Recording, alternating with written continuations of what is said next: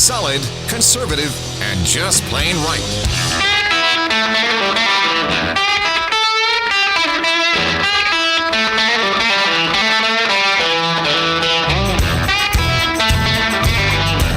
Alabama's syndicated news talk leader, Rightside Radio. Phil Williams here live in the Rightside studios. Man, we got the local, the state, the national, sometimes the international. And oh yeah, like the dude just said, solid, conservative, and just plain right. Well, welcome to it.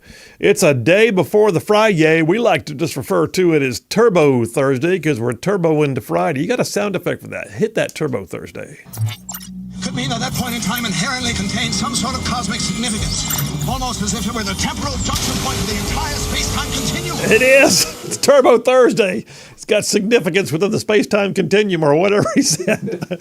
Awesome. And that, by the way, pushing the buttons is Big Rig on the board. Hey, man, how you doing? Good. How you doing? I'm good. You liking the sound effect now? I'm getting to where I'm digging it. Yeah, nice. It's even grown on me more since it started. Nice. All right, good deal. Hey, listen, we got a great show laid on for you, Turbo Thursday. Coming up at 3:30 p.m., you know the deal. It's Thursday, so we're going to have a little round of Butters and Lee. So Butters and Lee will be on with us at 3:30. Stand by for that one, and we'll just see how that unfolds. And then I got a triple dipper just filled up with stuff, man, so hit it. The Triple Dipper. 3 stories you've got to know. That's right, the Triple Dipper, 3 stories, 3 themes, if you will, that you got to know as we run today's show. Number 1, strength and honor. That's the name of the Dipper, strength and honor. It's directly tied in also with what my monologue is going to be here in just a minute. Strength and honor. Last night at the Republican National Convention, it was a night in which they showcased the military and talked about foreign policy and how we stand on the world stage. And y'all listen, we're going to do this a little differently. But Strength and Honor today is going to be a series of sound bites from last night with me just providing commentary and taking your input on it. But Strength and Honor, that's where I want us to be. That's what I want us to feel like is ours. At the same time, that's the way I also want us to be perceived on the world stage. Why would we not? Strength and Honor, number 1, Triple Dipper. Number 2, Biden on the rocks. Listen, that candidacy is doomed. I don't know what's going to happen yet. All I know is this. Even Democrats have now had it. They want him gone. They know they're going down in flames. It's a dumpster fire. It's almost to the point you begin feeling bad for him until you realize how much stuff he's done to hurt all of us. The end result of this is, as to his candidacy, it is Biden on the rocks right now. Number 2 on the Triple Dipper. We'll unpack that as the show goes on. And then number 3, tonight, Trump's going to give his speech at the Republican National Convention. And he said that he actually scrapped his original speech with the intent of doing something entirely different after Saturday's shooting. He's going to be doing something that is more along the lines of a call for unity. I'm enjoying seeing the Republican side of politics right now completely unified while the Democrats are in disarray. But at the same time, I want to know what he's going to say, but I want to talk about that a bit because, listen, ain't no reason why we can't band together to do what we got to do. And there will always be some who have a slightly different view or a slightly different angle or a nuance or a tweak, or for that matter, an entire piece of the overall platform that they don't like. But hey, in the end, let's get it done. Let's see some unity, and let's bring that back to our entire nation. Number 3 on the Triple Dipper, unity. Well, all right, let me jump on over here to the Right Side Way monologue. And like I said, this one's going to carry through to the first dipper. So last night, the Republican National Convention focused on the U.S. military and foreign policy. And specifically, in my estimation, it focused on what we want in a commander-in-chief, and by extension, what we want to be known as on the world stage. You may recall one of the most epic movies in modern history, Gladiator, with Russell Crowe. Love that movie, Gladiator. Crowe played the part of General Maximus, whose leadership was just revered by his troops. In the early moments of the movie Gladiator, he was leading his men into battle. He was a frontline general. And as he mounted his horse to go join his cohort cavalry, he looked at his subordinate field commander and he said, "Strength and honor." And his man repeated it back to him, "Strength and honor." It was 2 words that they mean a great deal by themselves, but when taken together, they embody so much more. Strength and honor. It's what America has been known for throughout its history. It is something that's too often missing right now in our current leadership. It's time for a resurgence, a rekindling, a renewal of strength and honor. Back at the beginning of the war, my time among the Afghan people, Lord, that's 20 years ago. It's 20 years ago, but I think about it all the time. The men that I served with, the crazy life of living among the Afghan people hours away from any other U.S. military, eating their food, celebrating their victories, helping to build their capabilities, and watching as a people who had been so incredibly subjugated began to believe that perhaps a new day was beginning. And it did, for 20 years. Not at all perfect, but certainly better, and reliant upon a promise from the most honorable nation on the earth, the United States. And then just like that, the promise was broken in August of 2021. I'll be the first to say, and I have on many occasions, even on this show, the war needed to end. I get that. It did. But the presence of the U.S. in the lives of a nation of people to whom we had made promises did not have to end.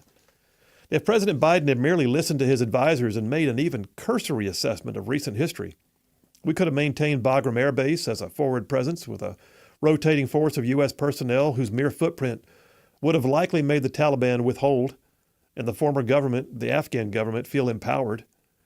No different than the way that we have had forward projection in places like Korea and Germany and Japan and even Cuba, with whom we used to fight, but now we don't.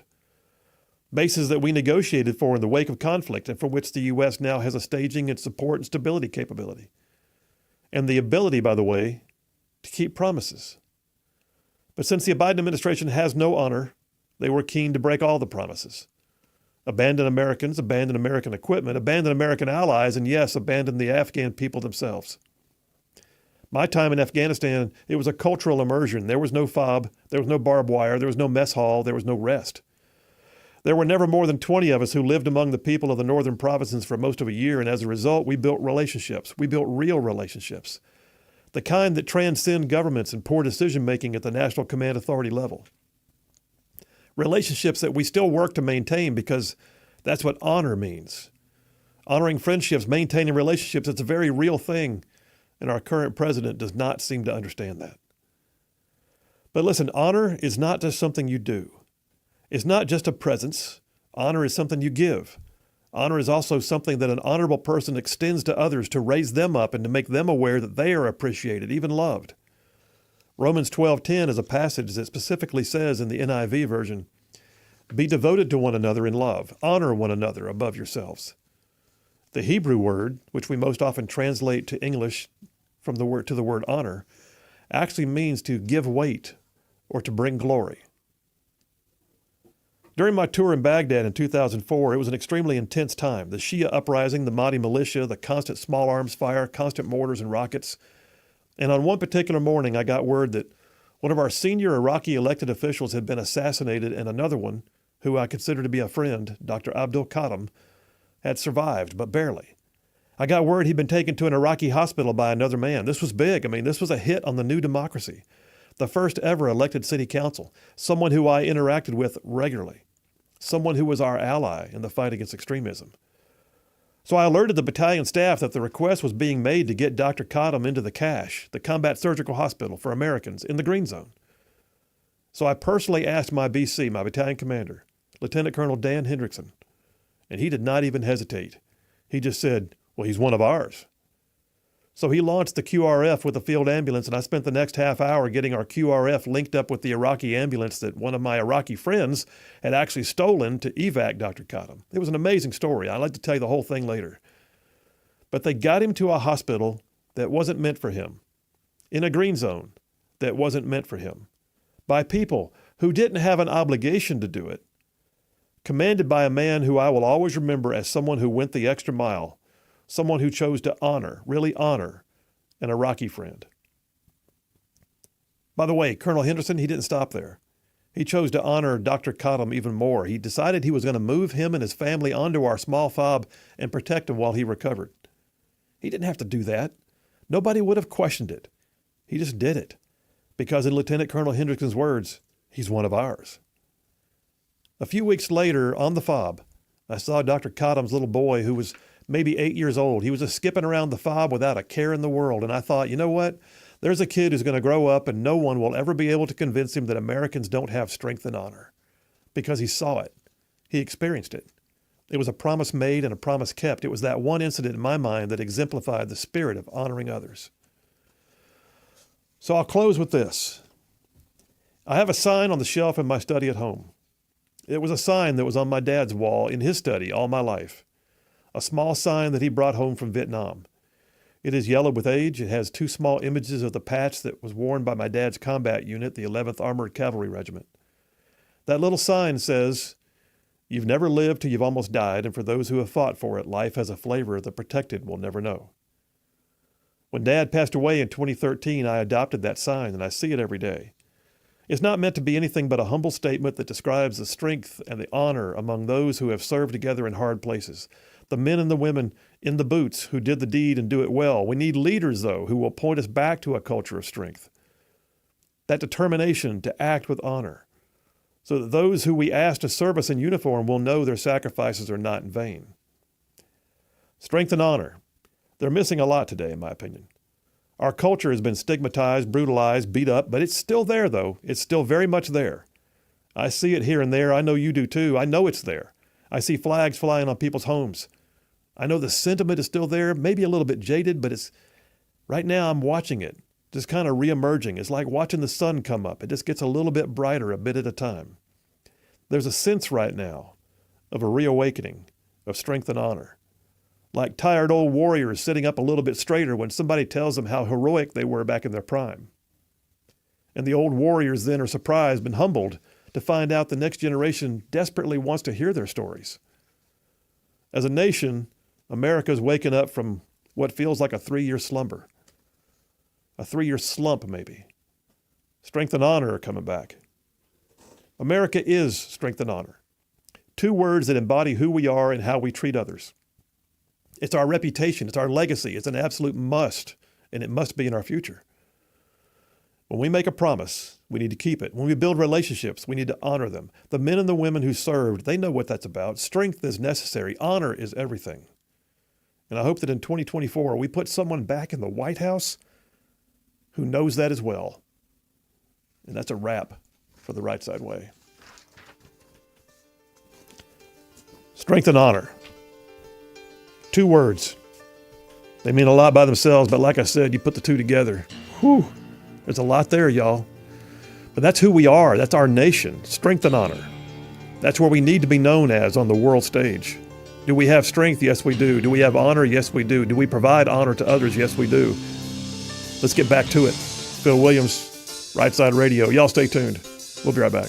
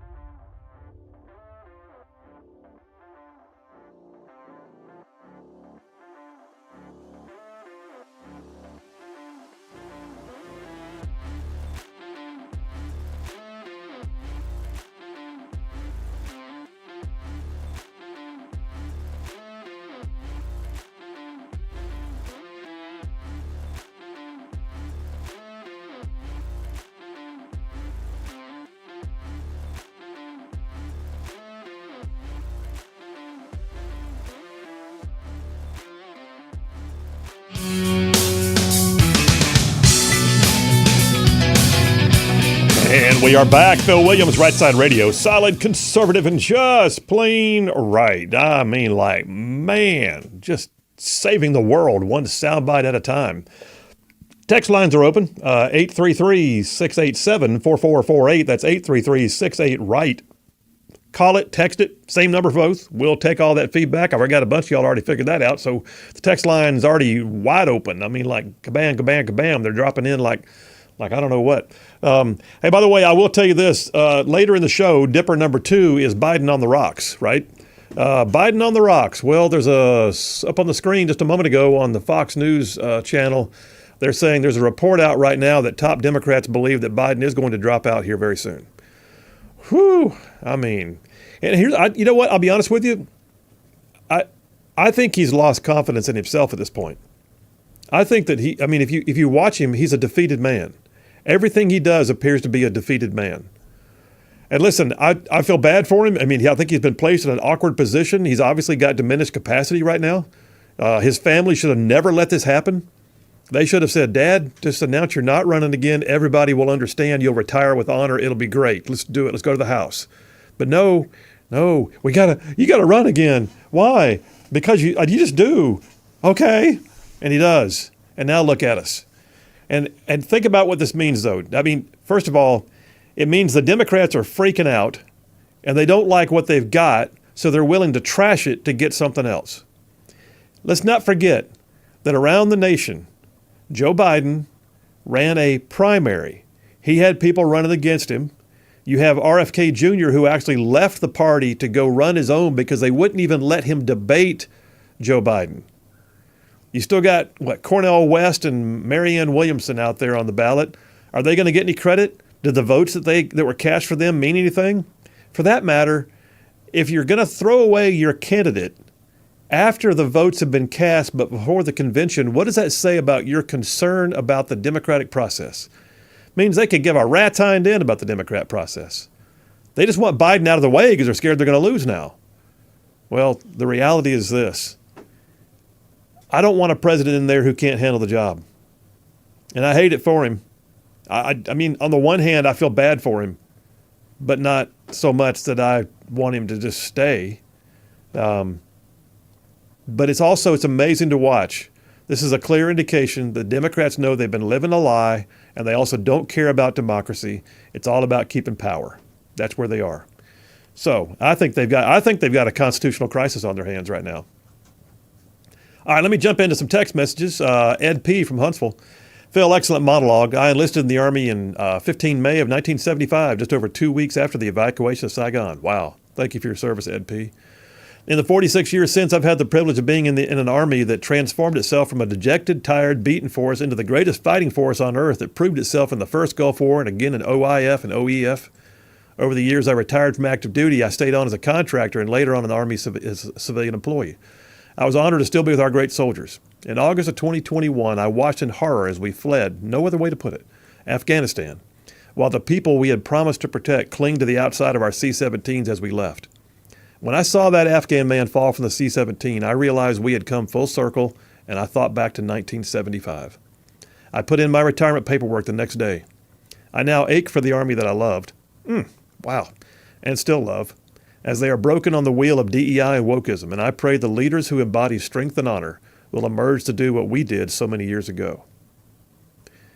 Ed P., I could do an entire show off your text. That is an epic text. First of all, I honor your service, and I thank you for who you are and what you say and what you do. And I appreciate the fact that you said what you said. I've said it many times. My dad served through the same time frame. He served through what he referred to as the Hollow Army of the 1970s with Carter as the president. But let's all keep in mind, Charlene says it all the time, there's more of us than there are of them. And it took a Carter to bring us a Reagan. And look at who we know we are and who we know we've been, and just know this, all the seeds are still there. We just need to fertilize them and watch them grow. Phil Williams, Rightside Radio. Y'all stay tuned. We will be right back.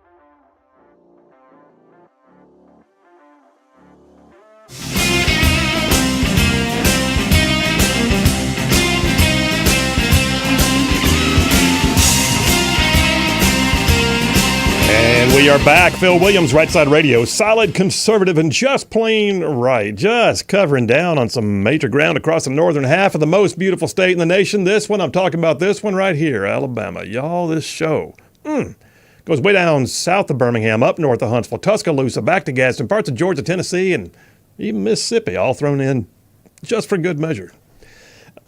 Lord, the text message, I tell you what, let me get a few more of these real quick. Dustin from Hazel Green says, okay, I think it's 3 texts in a row. What's the latest or closest to a general election that a primary candidate's ever been swapped or dropped out running for presidency? I don't know the answer to that question. He said, I still say they run Kamala to burn her political career and any 2028 ambitions using campaign money to strengthen up the high-risk seats. Maybe so.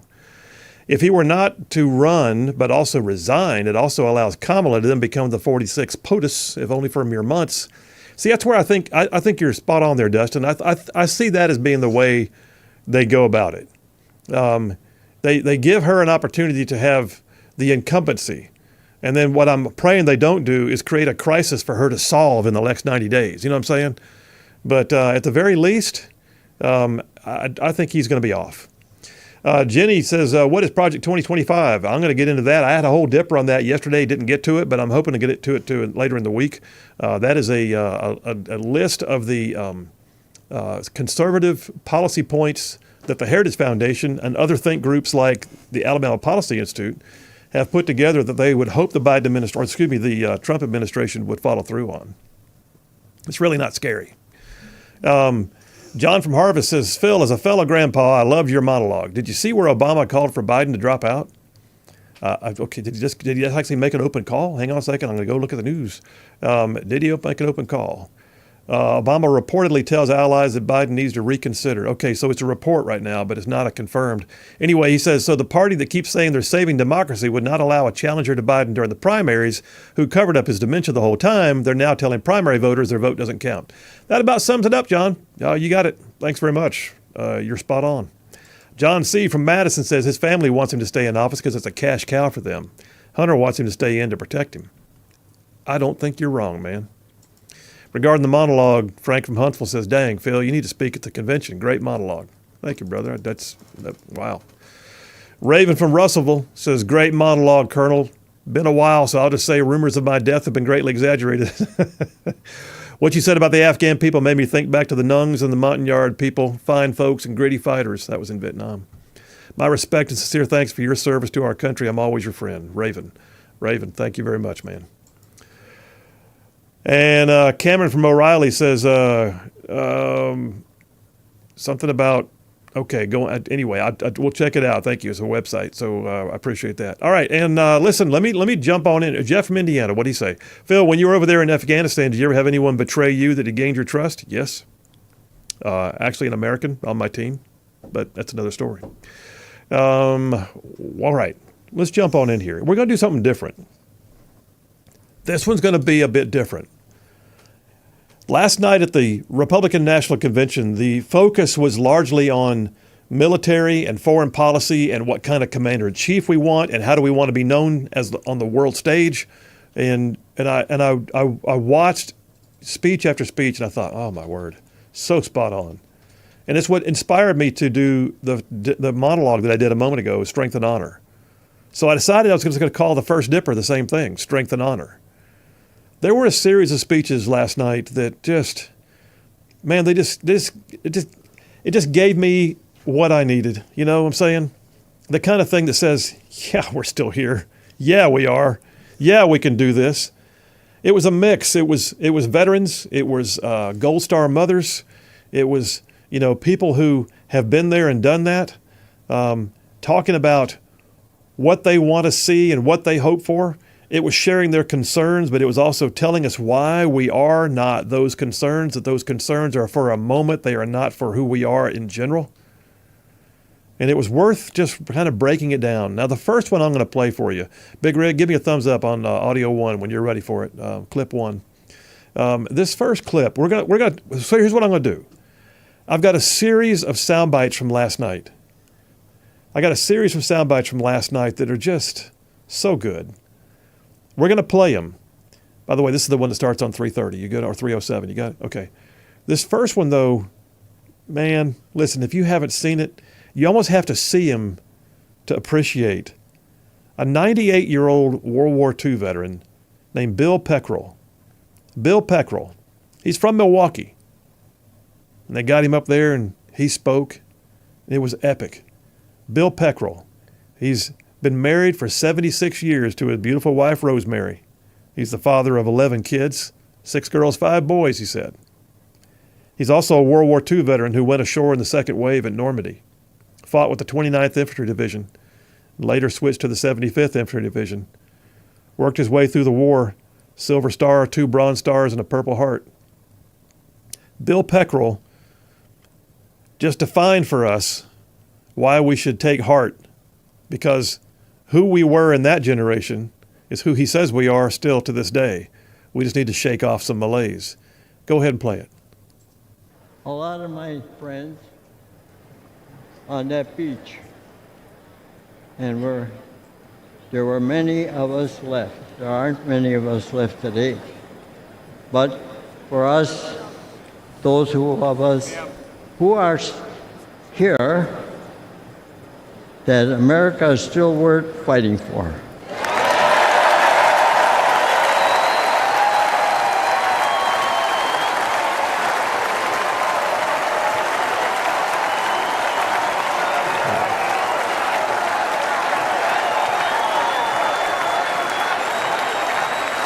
Just let it keep playing, all right? But he brought the house down, man.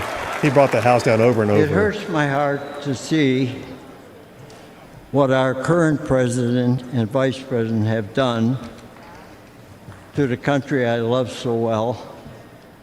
They humiliated us in Afghanistan. We pushed around in China. Terrorists run wild in the Middle East. And they let our own southern border get overrun.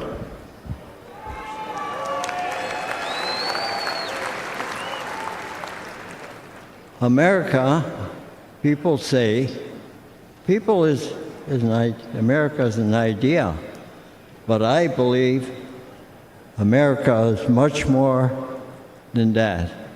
America is our home. America's our home. Absolutely. Defend this house is what he's saying. Don't take for granted that we're just a thought or a notion. We're more than a policy. Absolutely. And then he keeps going. I mean, the crowd's going crazy. And he's just, if you can see his face right now, it's just cool. Look, half of America is ready to adopt him right now. Go ahead, keep playing. You know, when I was fighting in Europe, and I came back home, I kissed the ground, thanking God that I'm back home in my country.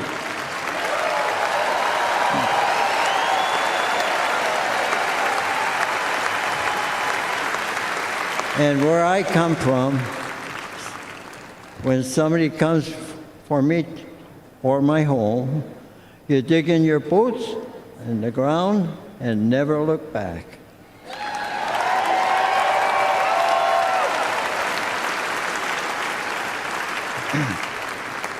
That's the attitude that saved the free world, and those years ago. And President Trump, back in Commander-in-Chief, I would go back to re-enlist today. Yeah! Oh, that's so good.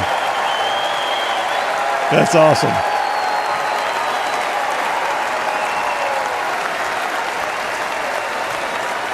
And I would storm whatever beach my country needs me to. There you go. Fight again. God bless you. God bless our home. And the United States of America.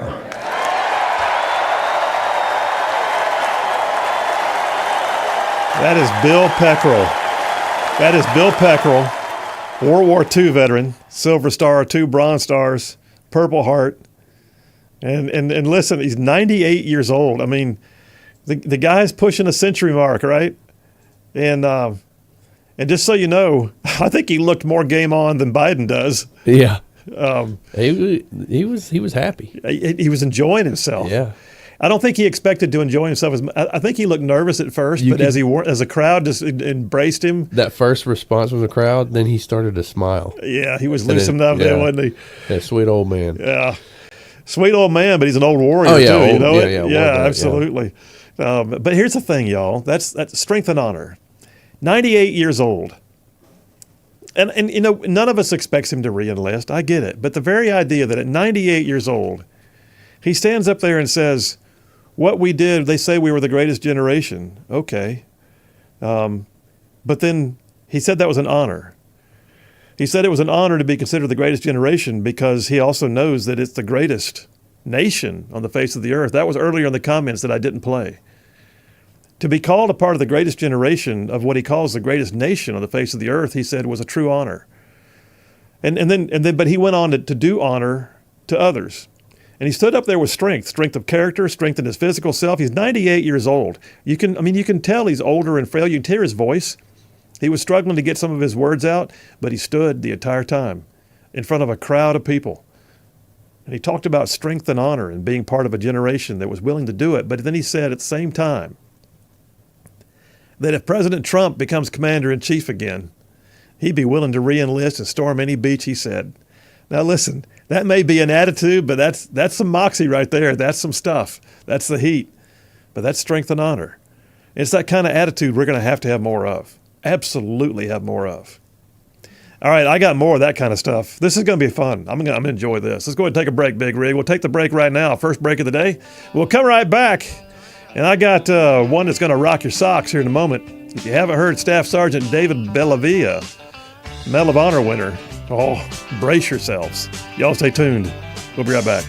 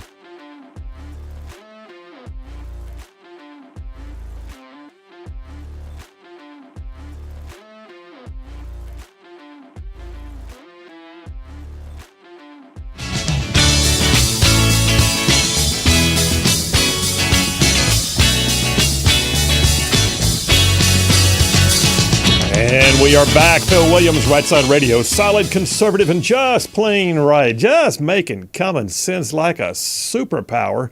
Got a text from Ken from Harvest. He says, even in his prime, if he ever had one, Joe Biden could not give a speech as inspirational as Sergeant Bill Peckrell. God bless Sergeant Peckrell. Ken from Harvest. Spot on, brother. All right, we're go to another one, this one may wind up coming like part before the break and part after the break, because top of the hour I always have less time to work with after the mid-cycle break there. But you may recall, and I've played him on the air before, Staff Sergeant David Bellavia from New York, Medal of Honor winner, Fallujah. He cleared an entire building full of bad guys to save his own men. Trump hung the Medal of Honor around his neck. And he gave a speech soon after his Medal of Honor award ceremony. And that's the one, if you remember, where he said, if you mess with the United States of America, so help me God, somebody else will raise your children. It was a speech that just made me want to rejoin myself. It was epic. Well, not to be outdone by his own self, a few years ago, Staff Sergeant David Bellavia came back and spoke at the Republican National Convention last night. This is going to be audio clip number 2, bud. I tell you what, let's do. Let's start it, and I may have to stop it depending upon timing and finish it up afterwards. But Staff Sergeant David Bellavia at the RNC, hit it. Ladies and gentlemen, please welcome Medal of Honor recipient David Bellavia.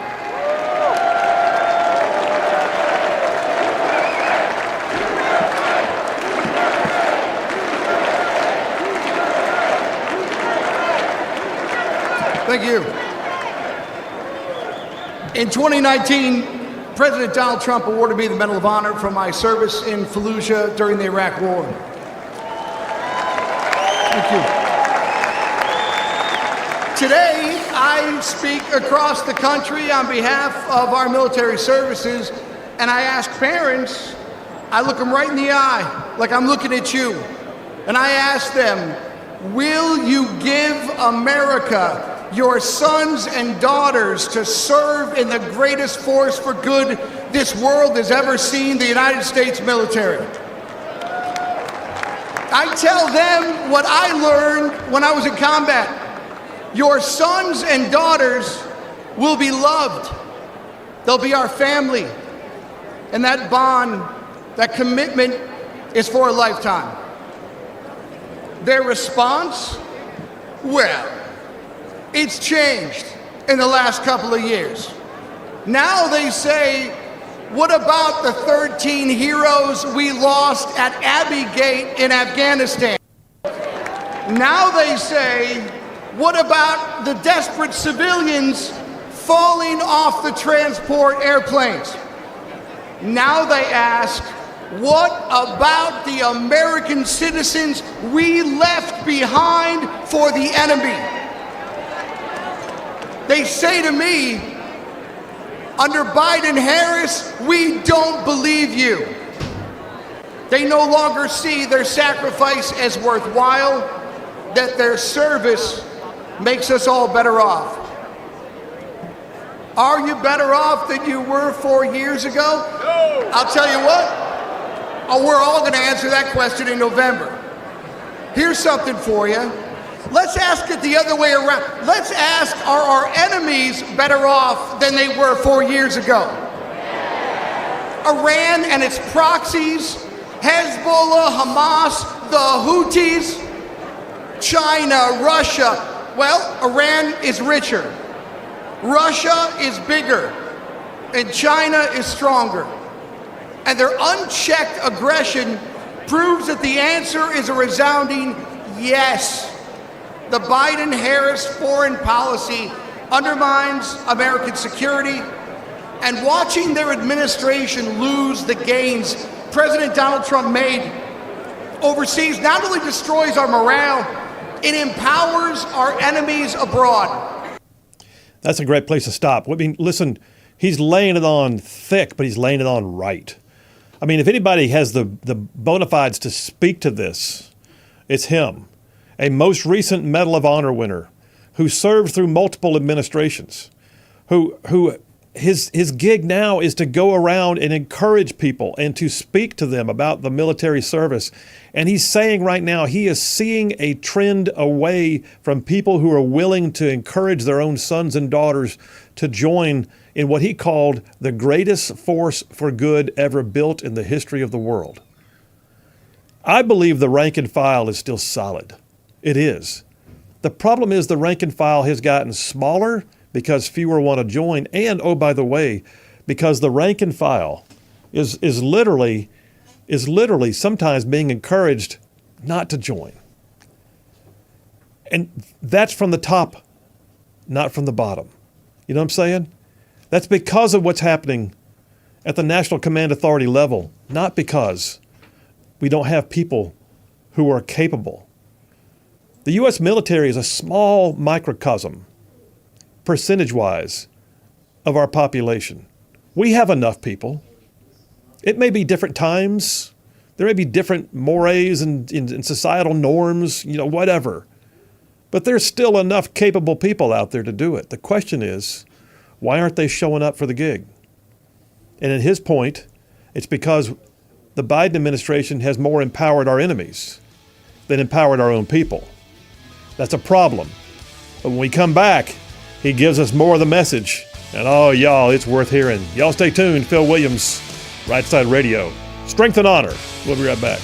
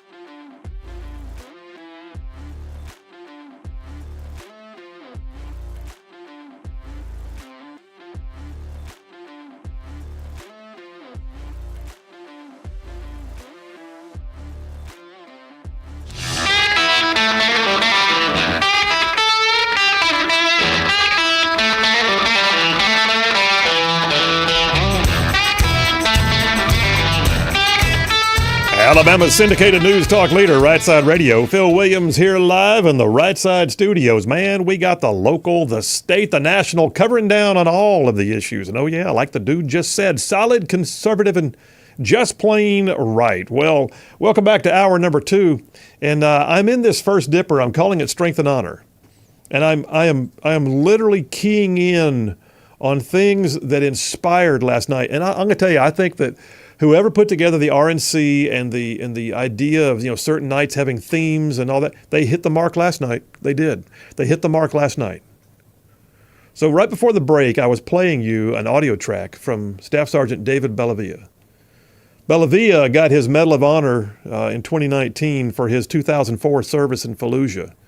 He saved members of his entire platoon by clearing an enemy-filled house by himself to get them all to safety. The guy's the heat.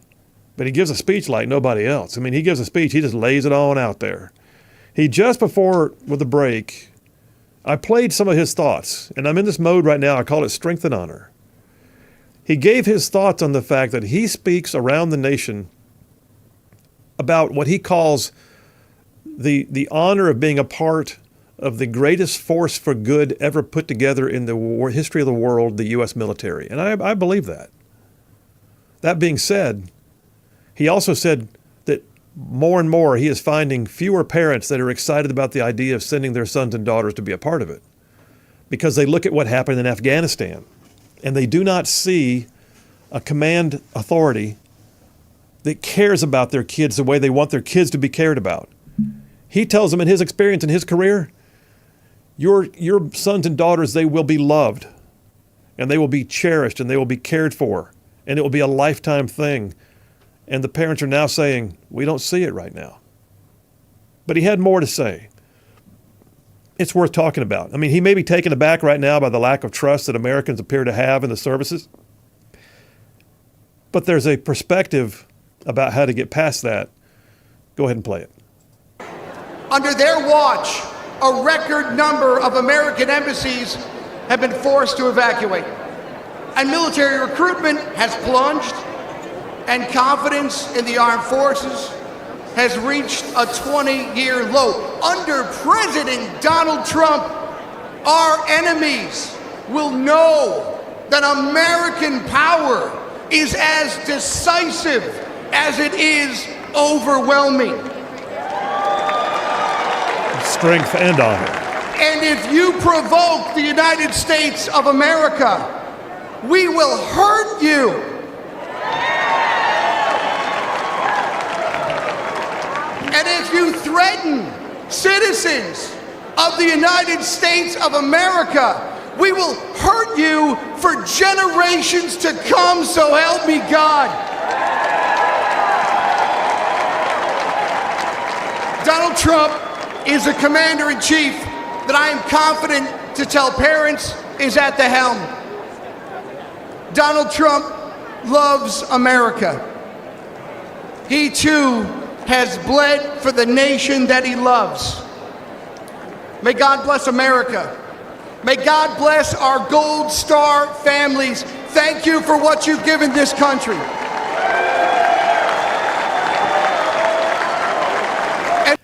It's just amazing to watch. I mean, there's a guy who has given everything, has been awarded the highest level of citation for courage in combat. Who has saved lives, who has no regrets, who speaks around the nation right now about his love for country and how much we need for the next generation to continue signing up to be a part of what it takes to protect and defend this country. And he says right now he's seeing less and less of that, but he also points out, he doesn't say, we have a problem in our culture. We won't be able to find kids because they don't exist anymore. There's fewer available. He doesn't say that. You know, the Biden administration says, well, the recruiting pool is smaller because kids these days. It's not kids these days. I guarantee you. If you stand in front of them and say, I will get your back. You are our most precious resource. And we are the greatest nation on the face of the earth, and strength and honor is what you will be a part of. They will rush to sign up. I believe that. And parents will return to the idea of saying, sons, daughters, We can't afford to pay for your college education, but you could get a GI Bill. Sons, daughters, your father and grandfather served, maybe you should consider. Sons, daughters, this is something that we believe in too. And if you do it, we'll be proud. We'll be right there with you. More parents will say that if they believe that those at the top will have their kids' backs. Strength and honor. It's a thing, y'all. It's a thing. Now listen, there were two other sets of speakers that we're going to go through. One of them was Congressman Michael Waltz. You may recall Congressman Waltz from Florida is the first Green Beret ever elected to Congress, combat veteran. He's an extremely sharp individual. He wrote a book called Warrior Diplomat, which I listen. It's a good read. Congressman Waltz spoke also. I'm not going to play his whole speech. Big Rig, it's audio clip number 3. You let me know, thumbs up when you're ready on that one. But we're gonna play a little bit of Congressman Waltz, and then the one that we're going to play to end this whole time with is probably one of the most impassioned moments of the entire RNC so far. As a Gold Star mother stood up and talked about losing her Marine daughter-in-law, actually, at the Abbey Gate. Let's play Congressman Waltz. Go ahead. I am so honored.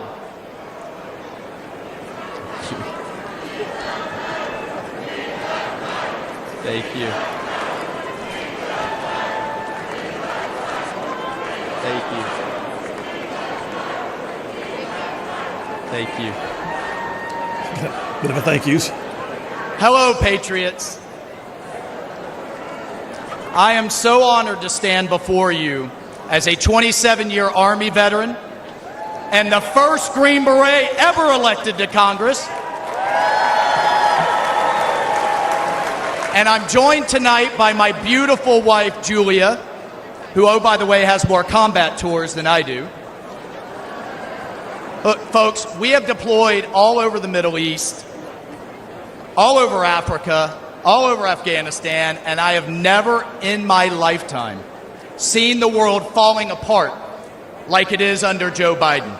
And that's because under President Trump, we had a president who defeated ISIS, broke Iran, stood with Israel, always stood with our allies, made China pay. You didn't see any spy balloons under President Trump, did you? He deterred Russia. You know what he told Putin? You try anything, and I'll take the tops off the Kremlin. And he didn't dare, did he? He did under Obama, he did under Biden, but not under Donald J. Trump. He diffused North Korea.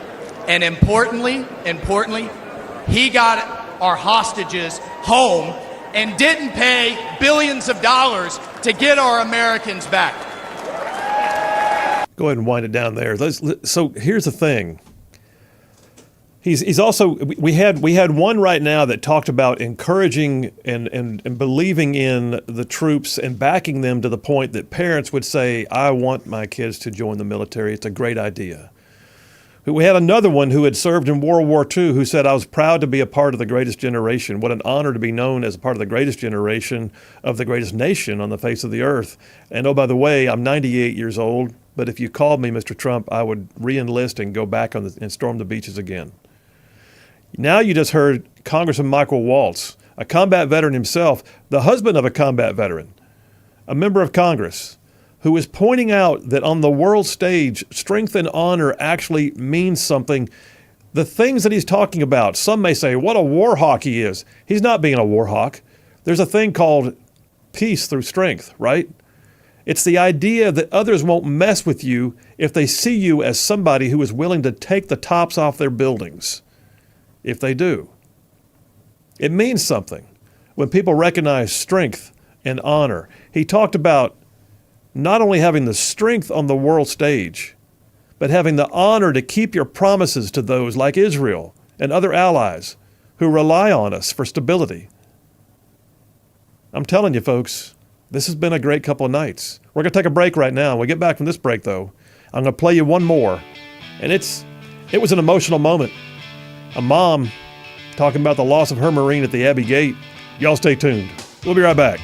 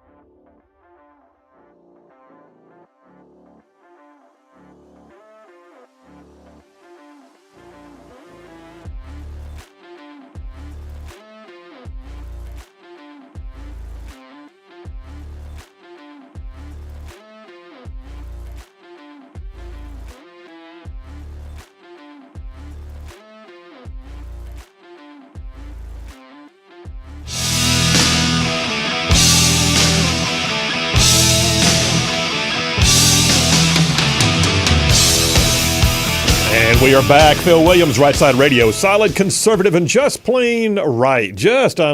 Man, saving the world one soundbite at a time. All right, so I got several text messages, which I will be getting to soon, but let me do this. I don't want to run out of time because we got Butters and Lee coming up bottom of the hour. And the Butter Man just walked in the studio momentarily ago, so good to see you there, Butters. You doing all right? I'm doing great. How are you? I'm good, brother. Thank you. Few things to talk about. Huh? Maybe just a few. I mean, low week for news, but hey. All right, we're going to go one more clip. I'm doing this thing, I'm calling it Strength and Honor. Last night was an amazing night at the RNC as a series of speakers gave us pretty much the rundown on the ideas that I'm talking about when I say strength and honor, about who we are as a people and where we've been and where we can go. But then there was a group last night that got on stage. There was an honoring service for the loss of the 13 service members at the Abbey Gate during the debacle of a pullout in Afghanistan. And one of those ladies spoke, and she was so good. And I thought, you know what? It's worth playing hers because we need to make sure that we're giving honor, like I said in my monologue. You got that clip for us, audio 4? All right, let's go ahead and play it. Hello, America. I'm Christy Shamblin. My daughter-in-law, Sergeant Nicole Leanne G.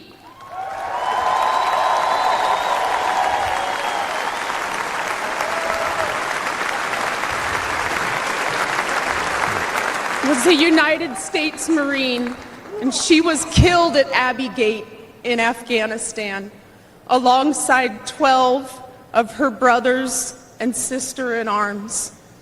While Joe Biden has refused to recognize their sacrifice, Donald Trump spent 6 hours in Bedminster with us.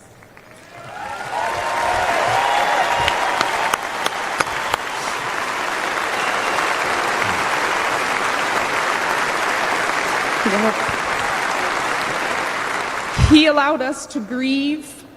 He allowed us to remember our heroes. Donald Trump knew all of our children's names. He knew their stories, and he spoke to us in a way that made us feel understood, like he knew our kids. Donald Trump carried the weight for a few hours with me.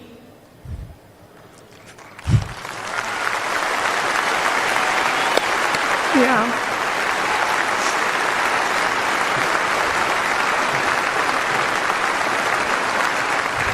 And for the first time since Nicole's death, I felt I wasn't alone in my grief.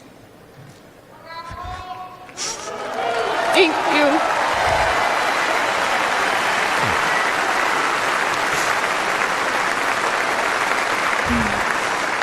I had expected to meet an arrogant politician. Instead, I met a man who had empathy for us. He was compassionate, and he spent time with us because he knew it would make us feel better. Thank you, President Trump.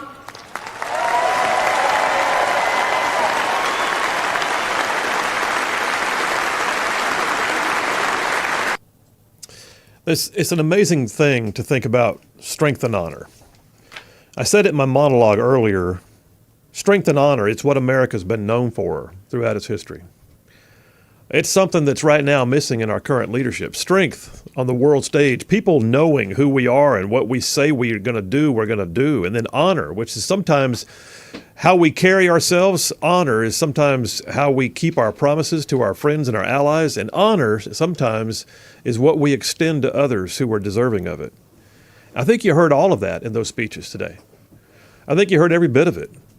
And that last one right there is the part of giving honor. What you just heard, for those who ever thought about, I don't want my kids to join, I don't trust the U.S. military anymore, remind yourselves of this. Leadership makes a difference. And a leader who will go and spend hours grieving with a family over the loss of their service member is a leader who is giving honor to those who have served and to those who have lost. She's not standing up there mad at her country. She's not standing up there with regret. She's talking about simply the leaders, one who didn't even acknowledge, except to look at his watch when their flag-draped coffins came off the plane, and the other who came and sat with her for hours and already knew her child's name and knew things about them and just visited for a bit. And y'all, that's giving honor. I'm going to tell you, strength and honor, that's what I want to hear and see more of in our country. And I know y'all do too. We've got to get back to the point that the question of whether to enlist in the military is simply one of logistics and not one of passion, right? I want to know for a fact that people look at it and go, oh, I'd do that. And if they don't, it's because the logistics of their life didn't match up with the moment, right? I get it. Not everybody's going to be in uniform, and I don't fault anybody for not. But I don't want it to be because they saw it as being a worthless proposition. Let it be because the logistics of their life, the timing, the physicalities, just the ability to join because of other life circumstances, let those things be the reason why not. Let's don't ever let it be because there's no strength and there's no honor in the service or in the rendering of honor to those who serve. I'm just telling you. I had 30 years of military service, and I have no regrets. I'm sitting in a room right now with other guys who served between Butters and Big Rig. And I've got family members on active duty now and those who served before us. And the reality is I have no regrets. But I get it. I get what's happening because the family members that I have on active duty now they're in what I would call the hollow army that we had back in the 70s. But I'm telling you, folks, I'm seeing a reawakening. I don't think that we are far away from seeing the 3-year timeout we've been over and a resurgence of strength and honor. Coming up next, Butters and Lee. Y'all stay tuned. We'll be right back.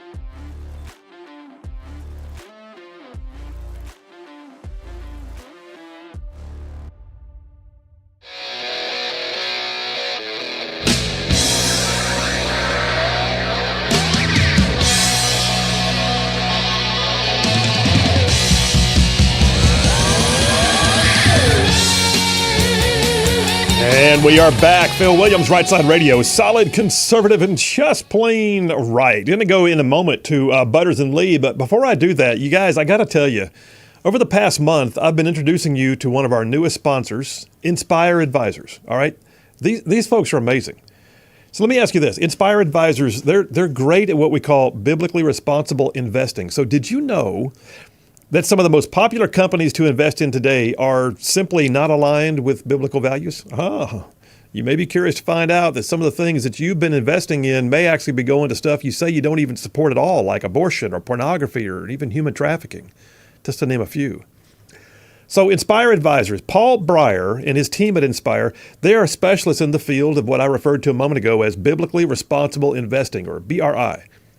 Paul and Inspire Advisors, they would love to offer you a free consultation. No strings attached, no worries. Literally, it's a free consultation. They'll look at what's in your portfolio right now, and they may be able to help you find some biblically aligned alternatives if you'd like to do that. So to learn about BRI, to learn about Paul Breyer and his team at Inspire, it's really easy. There's no cost, there's no obligation. Just go to their website. And by the way, the quickest way to find it is just go to our website, rightsidemedia.org. That's rightsidemedia.org. Click on the Rightside Radio and sponsors, and you will find their logo, and then bam, just go right to it, and lo and behold, it'll be everything you need to know to get that free consult set up. Listen, Inspire Advisors, it's godly, it's balanced, it's conservative, it's financial freedom, y'all. Inspire Advisors, check them out. Okay, listen, one of my favorite times of every single week, right? We get two people in here who provide some additional background commentary and insights. So I like to say we're going to have a round of Butters and Lee. All right, call and roll right here in the studio. The Butterman is with us. We already heard your hello. How are you? Strength and honor. Strength and honor. Roger that. And then calling in right now on the line, Lee from Huntsville. How you doing? I'm great. I don't know, brains and beauty. I'm not sure how to answer that.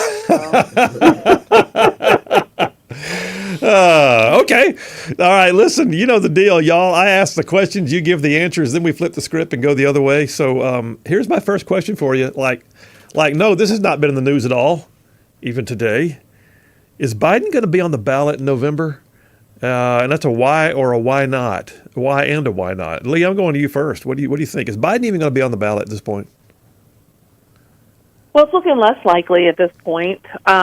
He's given himself an out by saying that no, he's not leaving unless there's like some sort of medical emergency, and then all of a sudden we get I have COVID. I don't know. Maybe he's setting himself up and out. It's like he's literally crumbling before our eyes, and honestly, I don't wish this on anyone. No. He is just coming apart mentally, and I think that the stress of being president puts really tough people, gives them gray hair and sends them possibly into an early grave, much less someone who already has a disadvantage. So I don't know how he's doing it anyway. So that makes me think he's probably not doing it. But I think, so no, I think it's looking less and less likely at this point. I'll tell you what, before I say anything else, I'll wait and see what Butterman's got. Butters, is he going to be on the ballot? Your thoughts on it? I mean, she says it's an excuse. What is he going to survive COVID? I mean, well, it's not like he hadn't had it 6 times already. As soon as I saw that tweet, I've got COVID. I'm going to be like, how convenient. And I thought vaccinations were supposed to. Anywho's, that's a whole other conversation. He's been boosted like 19 times, so maybe that's what's going on. Has anybody studied that? Yeah, really.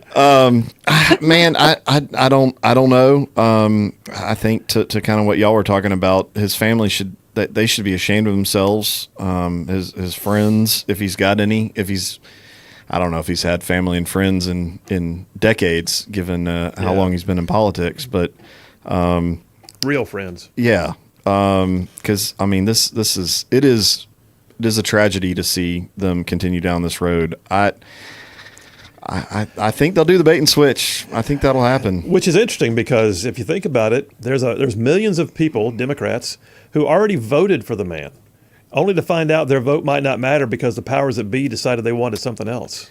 That's an interesting dynamic right there. And what does that do? What does that do to the to the party and the convention? That's a great question. Because that's what, middle of August is the convention.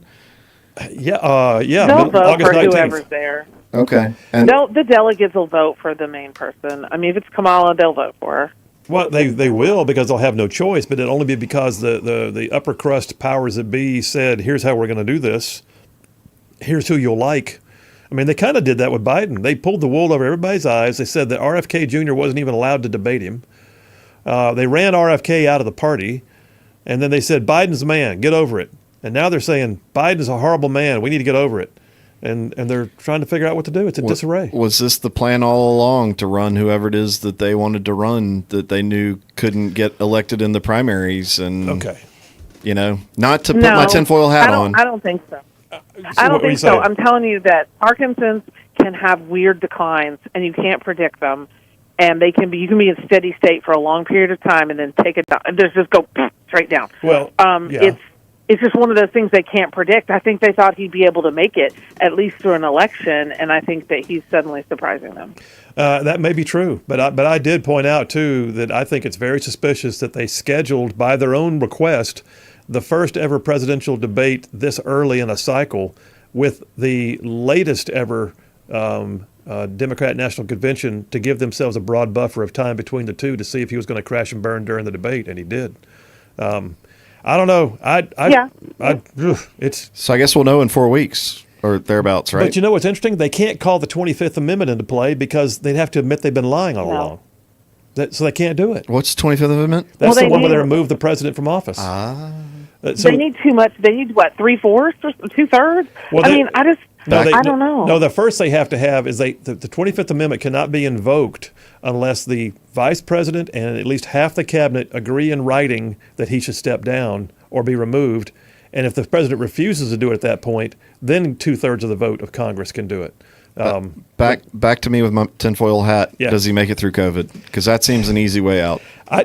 That would be way too cagey. I mean, I joked about getting him a soup tester the other day, but I think that would be if he. Listen, you're saying they're being super cagey about everything else and not doing everything out in the open? How much more in the open do you want? Oh God, it's a day full of conspiracy theories. All right, Wait, there was a question. What? He's got a major comorbidity that people don't talk about. He had a major aneurysm in his brain that he had to have surgery on. He talked about it in the past, but they literally had to stop his head off. I mean, that's a major comorbidity for COVID. I mean, it is very dangerous for him probably, but I'm just saying it's an out too. So you're saying the president had a lobotomy and I'd forgotten about it. I did not realize. I did not recall that. Aneurysm. I didn't say lobotomy. Oh, okay. Aneurysm. All right. Hey, next question before we run out of time. We got about 4 minutes on this. So apparently there was something that happened last Saturday with President Trump. It's been one of the most epic failures in VIP security that we've seen in decades. A lot of questions left to be answered. I realize we're early in the investigation. I mean, technically, we're only 5 days removed from it. So it's still, in terms of an investigative process, it's still early on. But here's my question for you.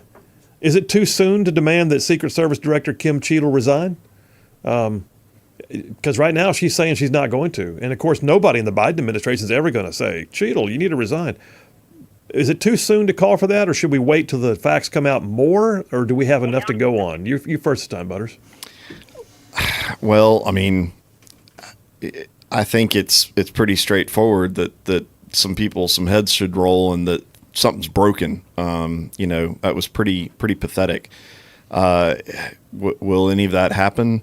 I think a lot of the same people that have been handling investigations of, Mar-a-Lago and classified materials, they're all the ones that they're gonna police themselves. If you were a group of individuals that could police themselves and do a good after action report and actually have consequences out of that, wouldn't have been that incompetent to begin with. That's a great point. Wow. That's going to have to be fixed by somebody outside. It just seems unlikely. unlikely. Okay. Wow, that was a great point. All right, you, the Leaster, what do you think? Is it too soon to call for her to resign?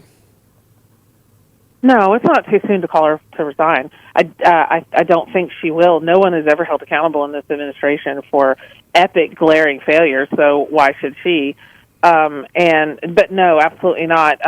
This was a debacle, an astronomical debacle, and she's also the one who's putting these teams together, or she has to take responsibility for it.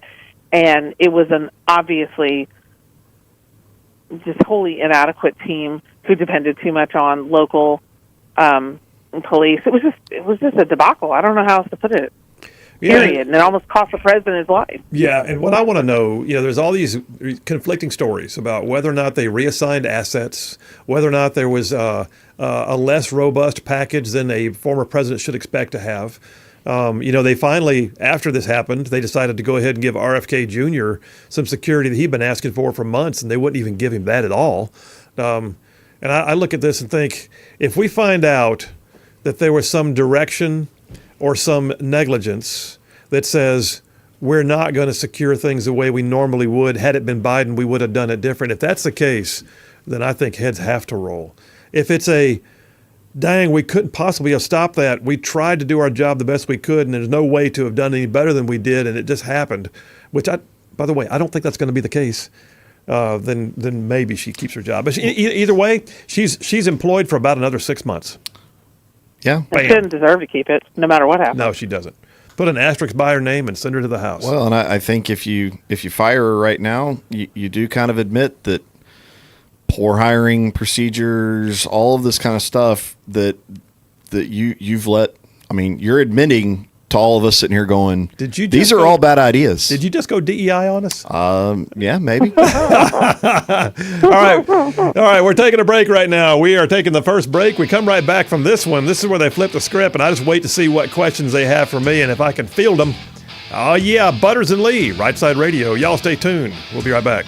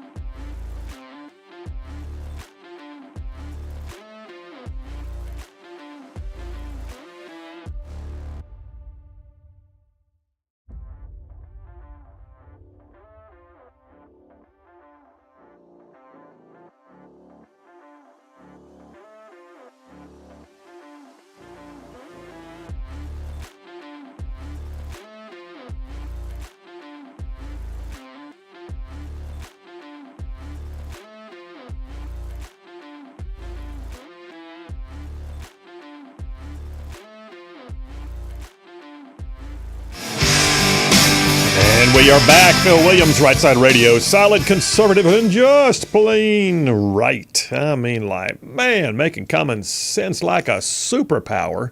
All right, I'm back with Butters and Lee. And this is the part where we flip the script and they ask me a question. So who did I go with first before? I went with Lee first before. So, all right, Butterman, you got the first round. What do you got? All right, so Jack Black. Yes. Have you heard Yes. about the Tenacious D and him canceling the tour? Yeah. You heard about this? He canceled the whole tour? I thought he just canceled the show. Nope. So just looking at his Twitter right here, after much reflection, I no longer feel it appropriate to continue the Tenacious D tour, and all future creative plans are on hold. I am grateful to the fans for their support and understanding. So here's yeah. I know he's a pretty outspoken supporter of Biden, but like, what's your take on how he's handling that? If he's canceling a tour and for those, if you haven't heard, basically his partner in the Tenacious D made a comment as a birthday wish that they don't miss next time. Yeah. And the shooters. Yeah, the shooters. So first of all, Trump derangement syndrome is real. The very idea that anyone would be able to survive being shot at and have anyone else say, well, let's hope they do a better job next time. That's just gross. That's unconscionably gross. And, Jack Black, listen, I don't follow his career. I think he's pretty funny sometimes, but he's not my favorite person, but still, all that to say, I don't know why he's canceling. I'd like to know his motivation.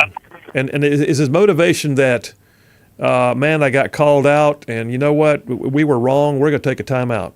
Or is his motivation, people are being mean to me and saying things on social media, and I need to go hide for a while? I don't know. So how I feel about it is going to depend on what his motivation was for backing off. I do know this. He did the show the next day, I think, without that guy on stage, which was the right move.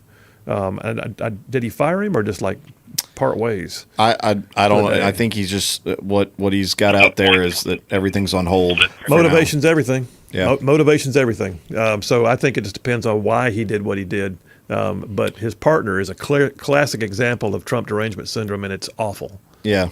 Well, I truly hope that his motive is to say, look, I don't condone. That's not a good way of doing business. I may be deluded in other things, but. All right, Lee, what do you got for me? It's funny because I have also an assassination question, but I will say this. Jack Black's an excellent actor, and him and Bernie is one of my favorite movies of all time. Okay. And he is amazingly good in that. True story, too. You should watch it if you haven't. So my question is, they're suddenly now talking about some plot from Iran and how there was an assassination plot from Iran, and I don't understand this sleight of hand that they're trying here and going, don't look over here, look over here. You know, like, oh, but there's this. Why in the world are they bringing up this now? They're bringing it up. Oh, go ahead. I'm sorry. Oh, I'm just wondering, are they?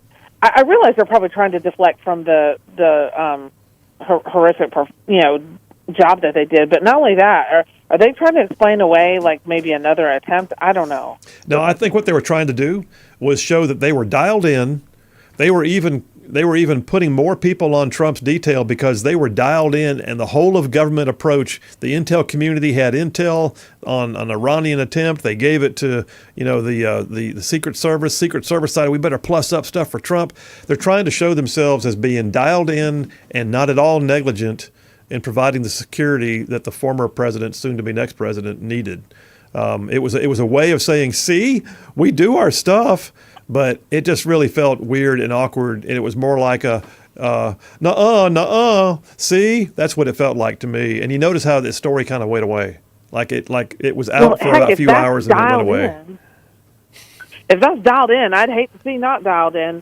And it seemed very disjointed. Everything seemed like the Australian press called the three women fumbleinas, which I thought was funny. But they looked like they didn't even know what was happening when they were trying to get him in the SUV. It just all looked pathetic, actually. And I I don't know. Well, there was I one think in they're just trying particular. to distance themselves and distract. Well, yeah, the one who couldn't get her gun in the holster. Yeah, the one in particular who looked like she just struggles with life in general, and she was a. I don't want anybody on the presidential security detail that makes me want to say bless their heart. That's the way I felt about her. Bless her heart. She looked like one of my my admin sailors that had to carry a firearm just because they were in Afghanistan. Yeah, like no, holy crap. Go push pencils. Yes, like you're not even. I remember we had a. Well, in bottom line, she was a female, which is not the only reason, but she was a rear echelon female who was given a pistol, and we had to go through clearing barrels whenever we entered the gate. And she fired off probably 6 rounds in that clearing barrel before the MP finally took her weapon away from her and said, "Ma'am, you dropped the magazine before you clear the weapon." You just look at it and go, "My God." Now she's a Secret Service agent. Now she's a Secret Service agent on the presidential detail. All right, there you go. That's a round of Butters and Lee. Lee, we appreciate you. We'll talk to you again soon. Butterman, thank you for being in studio. Right. Yeah, man. And you came bearing gifts. You brought candy. Oh, little freeze dried Skittles. Got me all sugared up. Now I got an hour to go. Oh yeah. Have to sugar crash around 4:30. We'll see how that goes. Fun. All right, we see you guys later on. Love you both. Phil Williams, Rightside Radio. Y'all stay tuned. We're going to Dipper number 2, Biden on the rocks. I got updates. I'll tell you all about it.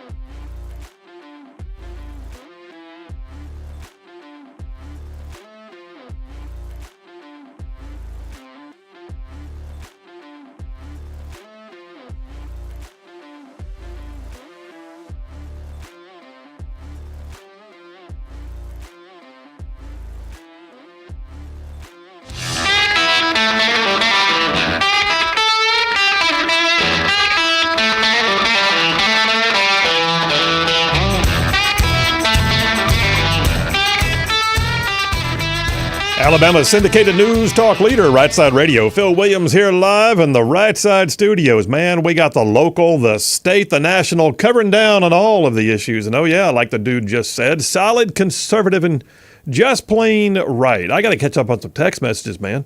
I'm looking right now. We just got a text in from Lauren from Rightside. So Lauren, by the way, is our salesperson. If you're looking to advertise on Rightside, if you want to know what it means as a ruffian who owns a business to sell to other ruffians, listen, Lauren is the one who will square you away. But she just texted in her own content for the show. She says, her 2 cents, Biden does not really have COVID. He's sleeping, trying to delay public scrutiny and disdain. I wondered about that. Like I said earlier in the show, I almost feel like he's losing confidence in himself now. Like everybody tells him he's not, so maybe he's just decided maybe I'm just not. Maybe he just need to go back to Rehoboth Beach and just sit for a minute. And it may be that he's also gone back because they're having some very important discussions. She also says, and the Secret Service leader will not be fired. The left loves minorities as leaders, even horrible ones. Okay, good input. Lauren, by the way, Lauren, like I said, is the one who will fix you up. If you're interested in advertising on Rightside Radio, we'll square you away. All you got to do is go to our website, rightsidemedia.org, rightsidemedia.org, go to the advertising tab, click on it, send us a message. Lauren will be back in touch ASAP. What else we got here? Jim from Grove Oak says, hey, Colonel, don't you think Trump's pick for AG is as important as his pick for VP, if not more? Yeah. And I could see some out there that I think could be good ones. But I think his whole cabinet is going to be dynamic. I think it's going to be very spot on. And I look forward to seeing who he chooses because I'll be honest with you, look at who all ran just for president. Look at the dynamics and the depth of the bench, if you will. Anyway, Bruce from Springville says the Secret Service director is what you'd call a quota hire. In other words, DEI, along with the female agent there that looked like she wasn't short of any donuts, he says. Jeremy from Madison says, Republicans had an election stolen from them in 2020. Democrats have a primary stolen by themselves in 2024. Sounds like karma. Sounds like Carmela. Kamala. Anyway, great point.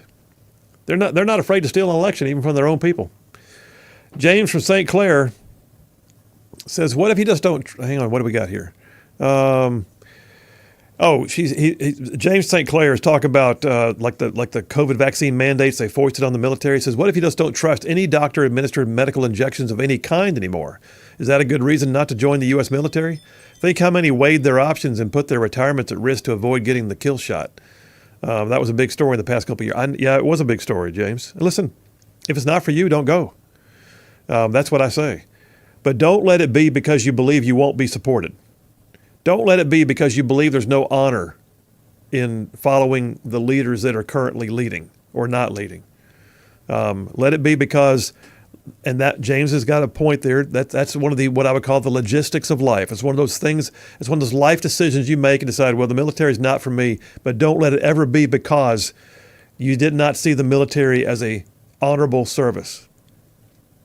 What else we got here? MJ from Decatur says, got off the Secret Service director's back. It takes time to gather information. Publicizing is dangerous. Shut up, MJ. That's ridiculous. Get off the Secret Service director's back? How about this? The Secret Service director is a public figure with a highly important job. Her job is to have thick enough skin to take the heat when things aren't going her way. Get off the Secret Service director's back. How about this? Wake up and get on the Secret Service director's back, because I got news based on the tone of your text right there. I'd say if this had been Biden, you'd be screaming for heads to roll. Jeff from Indiana, hey, Phil, what a difference a new RNC chairman makes compared to the last one we had. I think that's one of the main reasons everything's going better now. I would agree with that. TL from Huntsville says, Phil, I didn't attend a text today. I want to absorb the recognition of the wisdom and integrity of the presenters over the days of the RNC convention. As you have emphasized, from the everyday citizens who are moms and dads to Gold Star families to political office servants who actually focus on service to our military members, esteemed with highest honors, I am encouraged and reinvigorated by what we can do together in strength and honor. Stay in the fight. Victory's on the horizon. Thank you, TL. Great, great text. A couple more here, and then I'll move on to my next topic. Ken from Harvest. I wouldn't be surprised if Joe's COVID diagnosis is used as a cover to invoke the 25th Amendment. Okay, we'll come back to that in a minute. Lynn from Knoxville, Tennessee, says, I don't think he has COVID either. The left told us for months that Trump would be an authoritarian dictator, existential threat to democracy.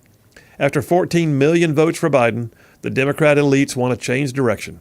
Isn't this the perfect example of an existential threat to democracy? It's not the will of the people, it's the will of a few. And I think, by the way, Lynn, I think that's the message right there. If Biden's not on the ballot, it's going to be because the will of the few prevailed over the will of the many. Now, if there's a true medical emergency, okay, let's see.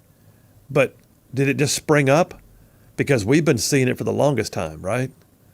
But I think your point is so well taken. If Biden says, I've lost the confidence of my party, it is time for me to step down and let someone else have the job.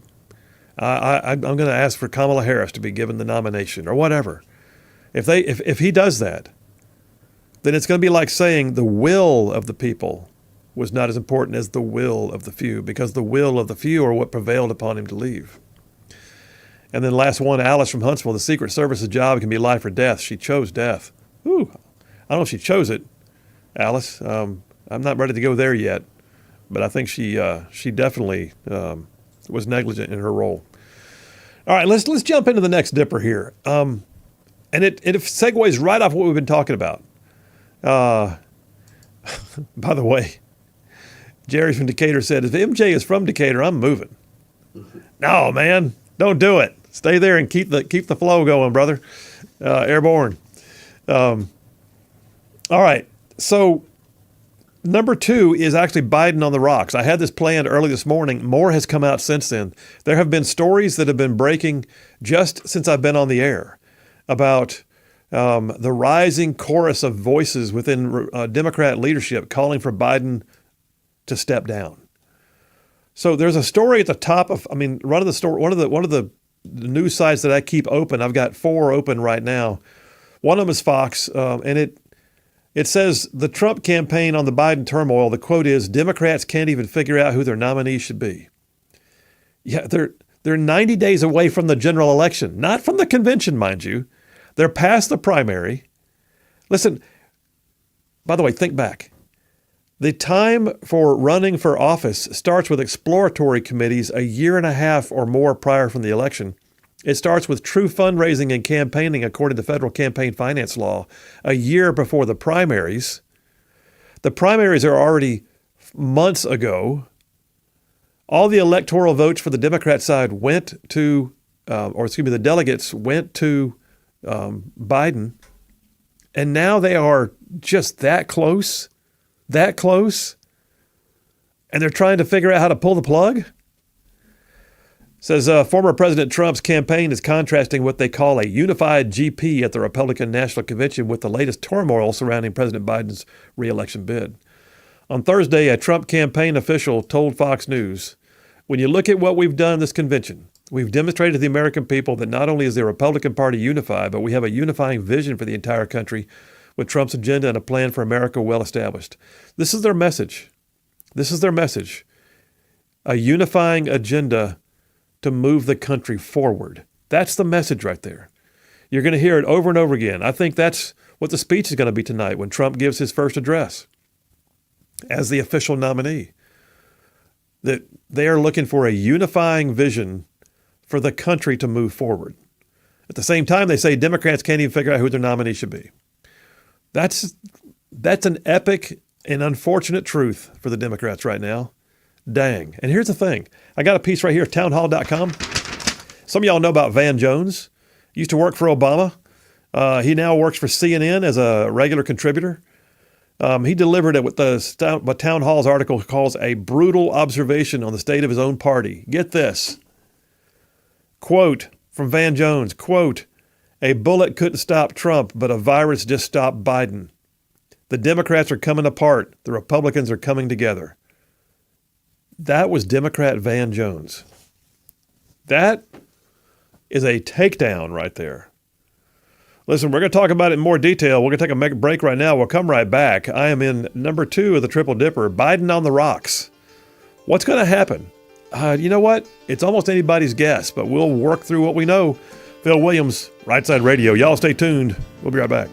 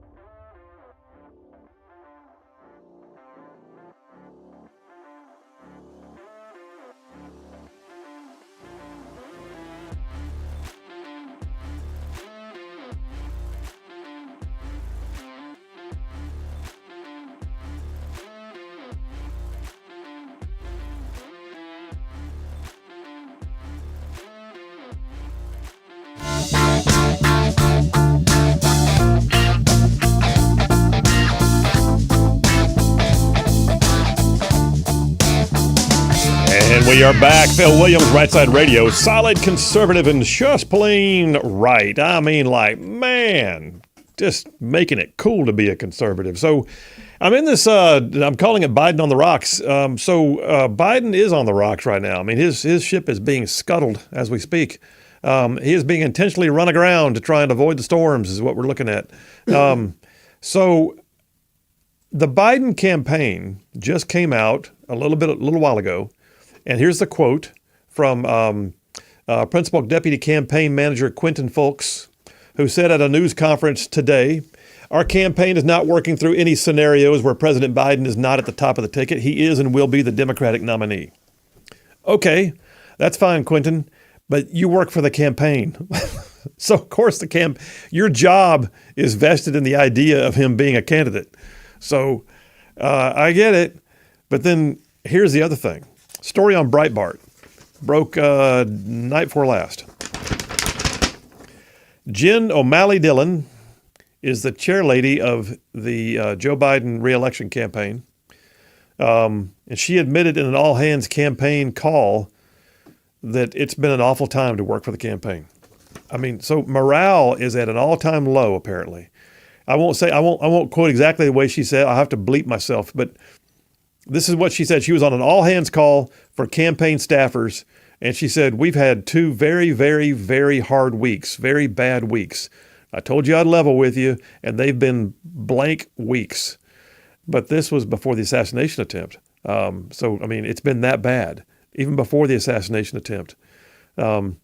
She then urged everyone to ignore all the crazy blank gossip. And then she also said, this 2-week window has really sucked. It's hard. There's no doubt about it. It's hard for all of us because we're doing a job. Boy, there's leadership for you. Hey, everybody. All right, troops, gather around. You ready? Okay, look, life sucks. It really does. It's just hard. It's just been bad. It's just awful. I mean, what else would you expect from the Biden campaign? This is how they encourage the troops. Okay, all you guys, listen.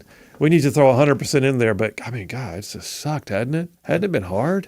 It's just been rough. I mean, like, I don't know if I can keep going, but we need y'all to keep going. Everybody got it? Okay, ready? Break. I mean, what kind of a leader is that? Now, keep in mind, it's not just been a bad week for Biden in terms of like his own policies. I would imagine that at this particular moment, it's hard to be Joe Biden. I say that with the assumption that he understands life going on around him. But my perception is that he struggles. He knows he struggles, but he's trying to work through the struggles. But the sycophants have stopped telling him, everything's okay. You're doing great. Just keep staring at the camera. It'll all be good. That's finally stopped. The only one telling him that is his wife. But it gets pretty bad when, there's that criticism of Biden not wanting to spend time grieving with people when they're suffering loss. But it's really something when he reaches out and they reject his reaching out. That happened. Helen Comparatori is the widow of the man who was fatally shot at Trump's Butler, Pennsylvania rally last Saturday, right? He was a retired fire chief. Apparently he'd been the chief of a volunteer fire department. That's a thankless job, by the way. Volunteer firemen, thank y'all for what you do, being willing to jump out of your beds in the middle of the night for a job that really doesn't pay and go do something that's important to other people. But Helen Comparatori is the widow of the man who was shot and killed. And President Biden reached out to call her, and she declined to take the call. Her words, "I didn't talk to Biden. I didn't want to talk to him. My husband was a devout Republican. He would not have wanted me to talk to him." Now, she's gotten some flack for this. She's gotten some flack for not taking the call. But I saw something. I don't know if y'all follow Mary Catherine Ham.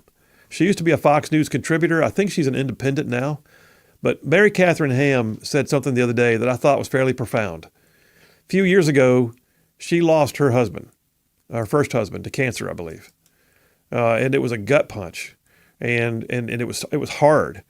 And she talked about how she just had trouble even going to places where there were going to be people who were aligned with she and her former husband, because she just wasn't ready for it. She even had an opportunity to be at the White House because she's a political commentator, and she just declined to go. And people said, why? And she said, I'm a political hack and I'm still not ready to go. Well, this woman is not a political person. She's just lost her husband. She just lost her husband, and she probably in some part blames the vitriol being put out by the Biden side of things for the actions of the shooter. And she just declined to even take his call. But think about what that means when you've got a grieving widow in a very public, crime that resulted in her husband's death. And you're on the Biden team, and you're like, Mr. President, the best thing you can do right now is quickly reach out and touch this page. And then she declines to take the call. Y'all, it's just rough to be Biden right now. It is Biden on the rocks. And so today, the calls ramped up. This whole idea that the calls to get rid of Biden from his own people were somehow going to back off and sort of chill out, and it's not going to be. We're not going to do that. We're going to go ahead and ride it all the way out. We're going to dance with the one that brung us. No, not anymore. Reports are that Obama himself is calling for him to step down. Nancy Pelosi is said to be calling him to step down. Hakeem Jeffries, Adam Schiff openly called for him to step down. Chuck Schumer has now asked for the vote on the candidacy they were going to do, offline or online, to get him in, quicker. Asked for that to be delayed. It's tough right now to be Biden. Y'all, it's Biden on the rocks right now. Is he going to make it all the way through? We'll finish that conversation right after this. And then we'll talk for a minute about the theme we're going to see tonight on Unity. Phil Williams, Rightside Radio. Y'all stay tuned. We'll be right back.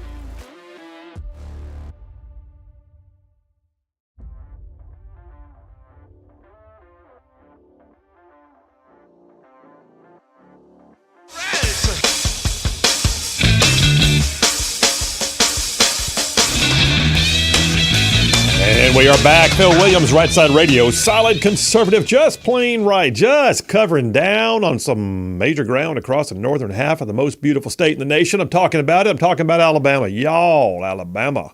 I mean to say this show goes like way down south of Birmingham, up north of Huntsville, Tuscaloosa, back to Gadsden, parts of Georgia, Tennessee, and even Mississippi all thrown in just for good measure. Hey, listen, before I go any further, I got to tell you, so like in the past month, I've been introducing you to one of our newest sponsors, Inspire Advisors. Inspire Advisors. So did you know that some of the most popular companies that people invest in as part of their overall portfolio, their retirement planning, all of that, that some of those companies that are invested in are simply just not aligned with biblical values? Like your investment dollars, they could be going to things that support stuff like abortion, pornography, even human trafficking. Paul Breyer and his team at Inspire Advisors, they are specialists in the field of what is known as biblically responsible investing, or BRI. Paul and Inspire, they would love to offer you a free consultation. I mean it seriously, a free consultation, no strings attached. They'll just help you look at your portfolio, figure out whether it's filled with stuff that might appall you, and if it is, offer you some opportunities to find biblically aligned alternatives. So to learn more about BRI, just contact Paul Breyer and his team at Inspire Advisors today. There's no cost, there's no obligation. Quickest way to find them, by the way, just go to our website, rightsidemedia.org, just rightsidemedia.org. You go on the Rightside Radio tab, click on sponsors, click on their logo, bam, takes you right to their website. Paul Breyer, Inspire Advisors. It's so easy, y'all. It's conservative, it's godly, it's balanced, it's financial freedom with Inspire Advisors. Check them out. I wish you would. I'm going to go to the phones real quick. Is that Jeff Rowe? Jeff Rowe from Indiana. Hey, brother, how you doing? Biden on the rocks, ain't no surprise. Spoke for me again because I told you some lies.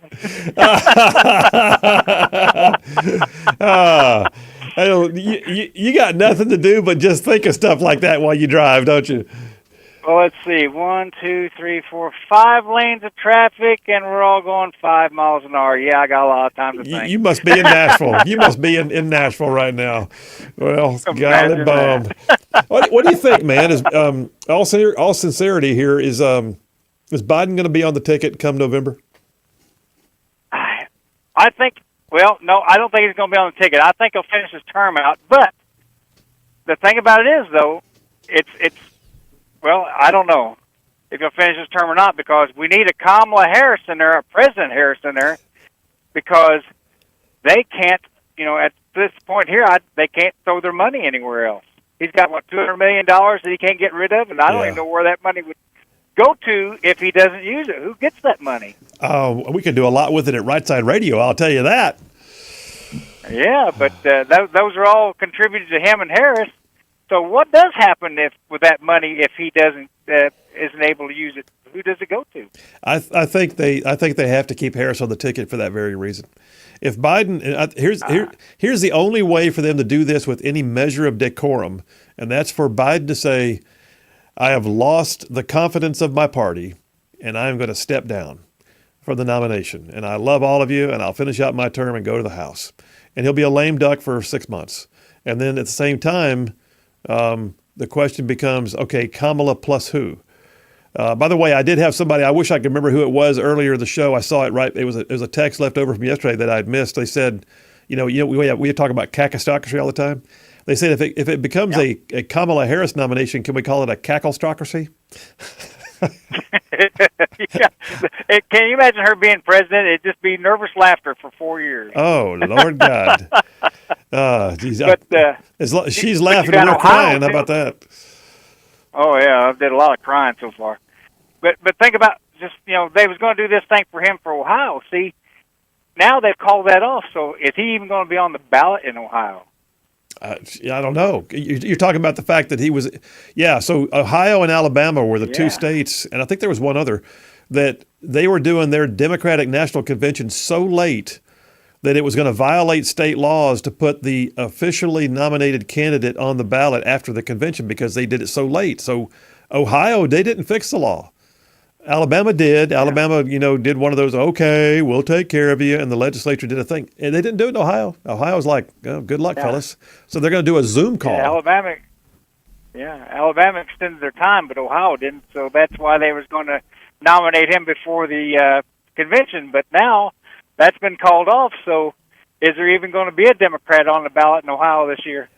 Listen, the whole thing is crazy. I've never seen anything like this in my entire life, and I like to think that I'm kind of politically dialed in. Like this is kind of what I pay attention to a lot, and I've never seen anything like this in my life. Now we've had some craziness in Alabama politics, governors stepping down, people, getting supplanted on the ballot by their own party. You look back at Charlie Graddick and all that kind of stuff in Alabama, but nothing like what I'm seeing in the Democrats right now. But all right, okay, listen, go ahead. Huh? Okay, you're now the DNC chairman. What do you do? What would you do? Go on a long vacation. And never come back. Oh, Lord. All right, man. Be safe on the road. We'll talk to you soon. Have a good one, Phil. We'll see you. One of the things that's happened in the last few days, too, you're looking at it, and there's this renewed call. Like story here on hotair.com, Adam Schiff literally called for Biden to step down.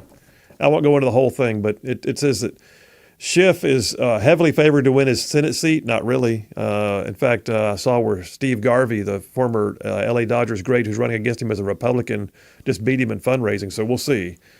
But he said there's serious concerns now about whether Biden can win. He says a second Trump presidency will undermine the very foundation of our democracy. I have serious concerns about whether the president, meaning Biden, can defeat Donald Trump in November. Okay, that's Adam Schiff, who probably got permission to do that from Nancy Pelosi, because he wouldn't be making that kind of call out loud were it not for Nancy giving him room to do it.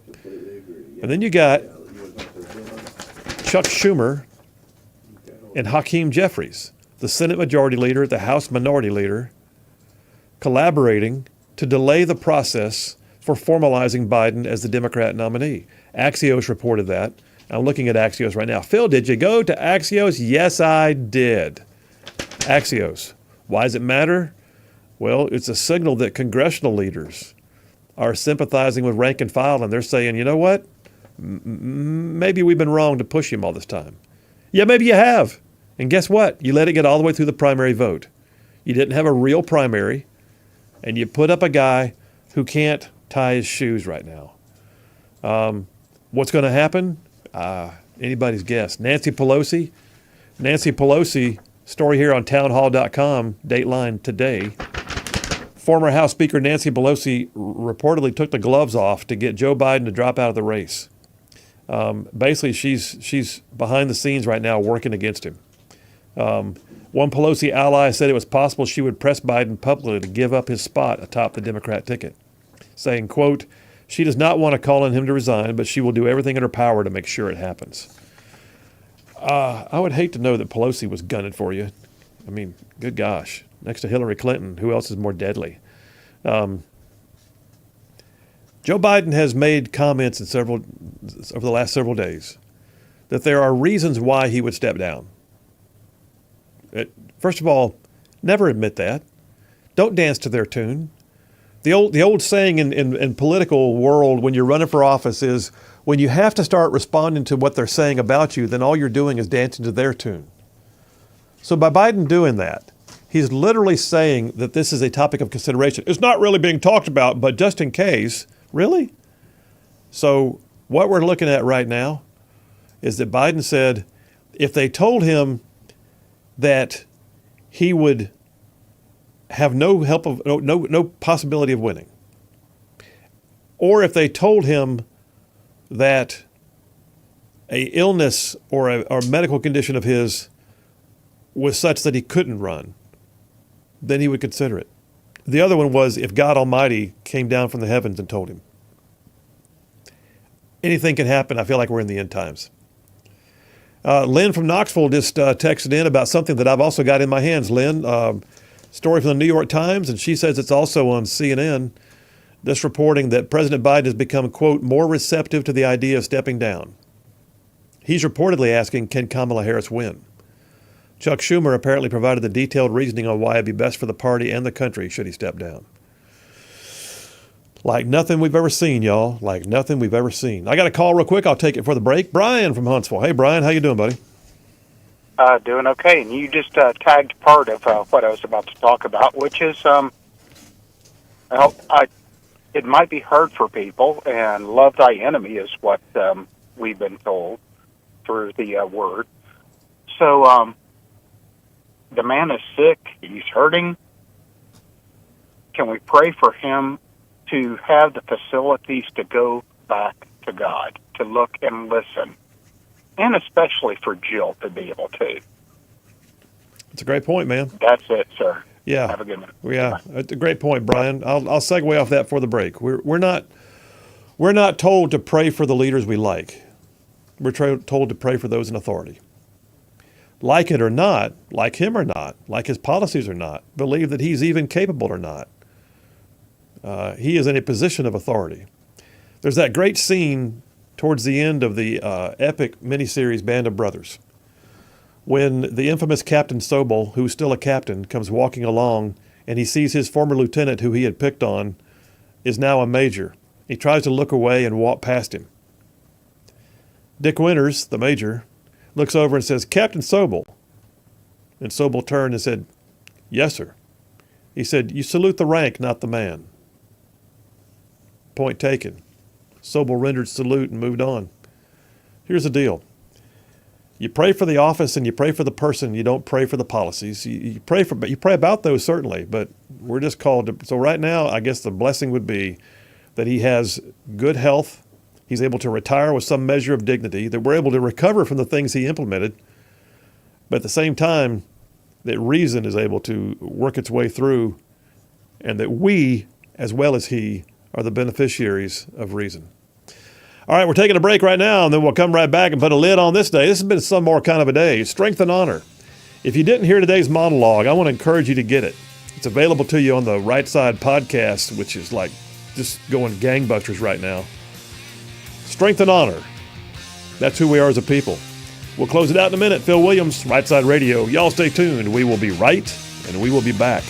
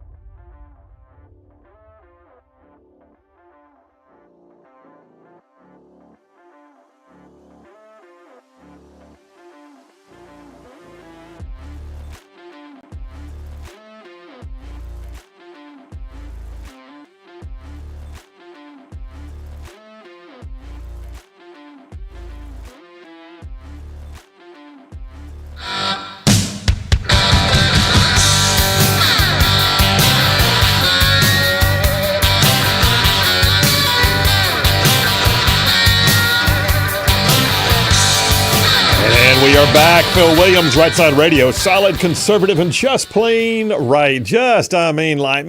Making common sense like a superpower. So many text messages, y'all. I probably won't be able to get to them. I'm going to do what I can to get a few of these in. Teresa from Town Creek says, "Did you see the Kid Rock's going to be performing at the RNC tonight?" I had not seen that. That's cool. We'll see how that goes. Lou Ann from Huntsville says, and they hope Kamala, being the first woman, will bring out the vote more the same, probably worse. That's probably true. Dustin from Hazel Green says, amen to Brian. Same thoughts I have. We want and need him gone, but nobody's beyond being prayed for or his grace. So let me just listen. I've got it's designated as a dipper on Unity. I'm really going to only have a few minutes here to talk about it, but I think it's worth doing because it segues into President Trump's speech tonight. Those of y'all that plan to watch it tonight are going to watch something that is different than what had been originally scheduled or planned. What we're seeing right now, we saw it last night with Vice Presidential nominee Senator J.D. Vance when he spoke. He was giving a speech that was less focused on who Biden is, less focused on Biden policies and where we've been, more focused on who we are and where we're going. He gave a great impassioned speech. He talked about his own upbringing. He talked about being raised by his grandmother. He talked about the fact that his parents struggled. His dad was an absentee father. His mom was an addict. But then he kind of shocked the world. He said, I want to sit right here and I want to acknowledge and honor my mother who's here tonight. And she is 10 years sober this month, I believe he said. And she was there, and it brought her to tears. I'm telling you, man, it was a powerful moment. And it was so good to see that happen. It's interesting to watch the left call us the heartless party. The left to call us the people who will throw Granny off the cliff. The left who says that, we're all like a party of tyrants and, election deniers and MAGA. They say it like it's some kind of a cuss word. And yet, last night, J.D. Vance finished his speech. He introduced his wife, and he echoed calls for the Republican Party and the country to unite in the wake of the attempted assassination. He said, we have a big tent, this party, on everything from national security to economic policy. He says, look at me. Also, we had a moment there when Donald Trump Jr. said, look at me and my friend J.D. Vance, a kid from Appalachia and a kid from Trump Tower in Manhattan. We grew up in worlds apart, but we're now fighting side by side to save the country we love. So unity is going to be the theme. It's less about where we've been, though we all are aware, and less about who Joe Biden is, and more about who we are and where we are wanting to go, what the plan is to take us to new heights. I think it's a great message. So Donald Trump, I got a piece that came out in the Daily Signal today. Donald Trump says he has rewritten his entire Republican convention speech to focus on unity and not on Biden. He said, this is his quote, the speech I was going to give on Thursday was going to be a humdinger. Had this not happened, meaning Saturday's shooting, this would have been one of the most incredible speeches, he said. Honestly, it's going to be a whole different speech now. Apparently, Butler, Pennsylvania, the shooting on Saturday has changed the election campaign entirely. Trump said his speech on the final night is going to meet the moment that history demands. Here's his next quote. He says, it's a chance to bring the country together. I was given that chance. He talked about how God alone spared him. He says, quote, this is a chance to bring the whole country together, even the whole world together. This speech is going to be a whole lot different. It's going to be a lot different than it would have been 2 days ago. I think that's the right message. Right now, the momentum is here. And there are people out there who are still in the center trying to figure out if they can do this. Can they vote for Trump? Can they vote for Republicans? But they're really disenfranchised with Biden. Some of them are just scared to death of what Biden is going to even do. Is Biden even going to be on the nomination on the ticket? And so they're watching, and they're being told right now, listen, we have a platform, but we recognize that some of y'all may not agree with every piece of it. This is still a big tent. I am not losing my principles by having somebody in my caucus, so to speak, who doesn't believe everything I believe. I had times in Montgomery as a state senator when members of my own caucus and I disagreed on issues. And there were also times when I had what I call my 80% friends.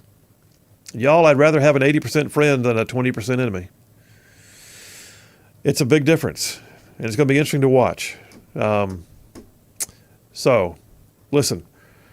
The grades are in. I'll say that before we go. The grades are in. John says, Phil and Lee's performance disappointed me today, so they both get a B-. What did I do? Pray tell. Butters gets an A+ for his awesome performance, which means today's big winner is obviously Big Rig with an A++. Congratulations, and you are an awesome dude. I saw y'all texting back and forth. You cooked something up, didn't you? No, I was just hanging out with John. Appreciate that. Why'd I get a B-? Do you have any idea? What did I do wrong? I don't know. Okay. I learned, though, that I don't have to do very much. Hit those buttons on time, brother. Listen, I got news. If you weren't here, I have no idea what I do.